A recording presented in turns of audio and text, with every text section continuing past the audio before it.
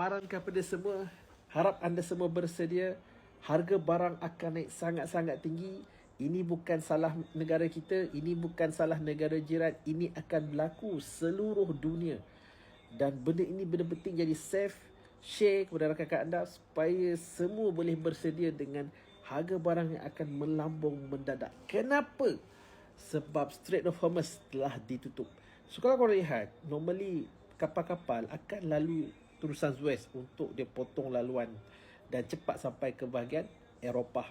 Dan apa yang berlaku bila Strait of Hormuz ditutup, apa yang berlaku memang tak boleh lalu kat situ.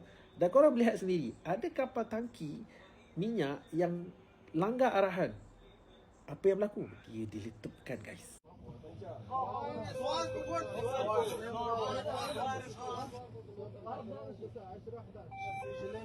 Two person inside have.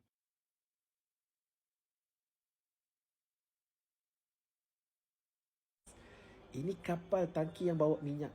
Dan banyak lagi kapal-kapal lain yang bawa barang dagangan pun tak dapat lalu. Maka alternatif adalah dia terpaksa lalu Afrika. Dan ini akan mengambil masa ekstra berminggu-minggu. Dan juga menggunakan minyak untuk berpusing juga. Dan bila benda ini berlaku, supply terjejas lewat dan cost supply naik, maka harga barang akan melambung tinggi. Dan ini bukan sekadar barang dekat Malaysia, bahkan satu dunia akan terasa impak. Sebab itulah kenapa Strait of Hormuz ni sangat-sangat penting sebagai laluan kapal. Jadi, apa yang kita kena siap sedia sekarang? Ada dua benda yang kita kena prepare. Jadi, dengar video ni sampai habis dan share kan. Yang pertama adalah jimat-jimat. Kurangkan expenses. Sebab untuk menghadapi harga barang yang akan melambung tinggi disebabkan supply chain yang terjejas.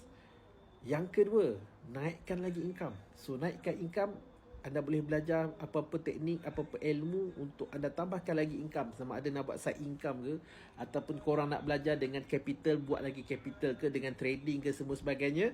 Alright, ataupun korang nak belajar, nak trading, korang boleh tengok TikTok bio, kat situ ada e-learning. Kalau korang from zero, korang nak belajar ni, korang boleh belajar kat situ dan try buat sikit-sikit. Sebab kita hidup dalam dunia yang sangat penuh mencabar. Jadi perlu ada side income, perlu ada income tambahan, perlu boleh generate income. Sebab nak jimat kurangkan expenses, dia ada limit berapa rendah kita boleh kurangkan expenses. Tapi untuk naikkan income, dia tak ada limit. Tapi risiko tinggi, kena tambah skill.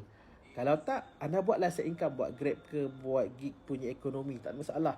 Yang penting korang kena siap sedia untuk menghadapi inflasi ini yang akan kita hadapi. Benda dah berlaku, perang tengah berlaku, dan kesan dia anda akan terlihat beberapa hari lagi. So harap korang bersedia. So be prepared. So all the best, guys.